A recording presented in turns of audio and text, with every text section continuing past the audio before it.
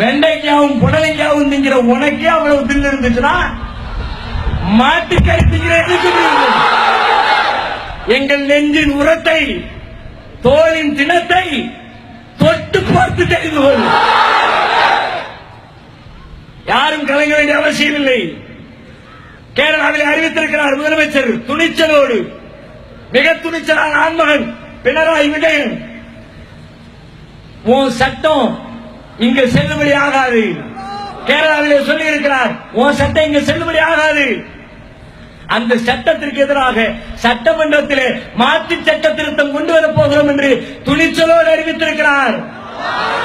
தமிழகத்தை பார்த்தால் கேவலமா இருக்கு. நாடா இது? ஒரு மாநிலமா? ஒரு அரசு இருக்குதா? நிர்வாகம் இருக்குதா? மத்திய அரசுடைய கால்களை நக்கி பிழைக்காத குறையாக எந்த பதிலையும் காணோம். அசாத்திய மௌனம் ஏற்க தந்ததல்ல. தமிழக அரசுக்கு சொல்லுகிறோம், மக்கள் புரட்சி வெடிப்பதற்குள்ளாக இப்போதைய கோபம் மத்திய அரசை நோக்கி இருக்கிறது.